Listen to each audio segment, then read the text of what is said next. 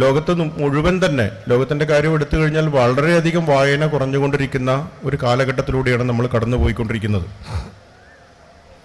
അപ്പോൾ നമുക്കറിയാം, നമ്മൾ പുതിയ ചെറുപ്പക്കാരെ, അതായത് ഈ പലപ്പോഴും പറയാറുണ്ട്, ഈ നമ്മൾ ഈ കോഴിക്കോട് അവിടെ പലപ്പോഴും അവിടുത്തെ ടൗൺ ഹാളിൽ ഏത് സമയത്തും എന്നും ഈ രീതിയിലുള്ള ഓരോരോ ലിറ്റററി ഫങ്ഷൻസ് നടത്താറുണ്ട്.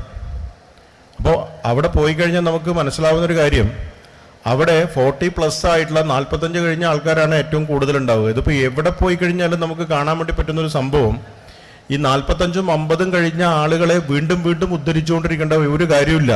കാരണം അവരൊക്കെ ഉദ്ധരിക്കപ്പെട്ടവരാണ്. അപ്പോൾ ഈ ഇത്തരത്തിലുള്ള ആളുകളാണ് വന്നുകൊണ്ടിരിക്കുന്നത്. പുതിയ ചെറുപ്പക്കാരെ എങ്ങനെ വായനയിലേക്ക് കൊണ്ടുവരും എന്നുള്ളത് വലിയൊരു ടാസ്ക്കാണ്. അവരവിടെ എവിടെയോ ഇരുന്ന് വായിക്കുന്നില്ല എന്നല്ല പറയുന്നത്, അവരെവിടെയൊക്കെ ഇരുന്ന് വായിക്കുന്നുണ്ട്. പക്ഷേ അത്തരത്തിലുള്ള ഒരു സമൂഹത്തെ വായനയിലേക്ക് കൊണ്ടുവരിക എന്ന് പറയുന്നത് വലിയൊരു റിസ്ക്കാണ്.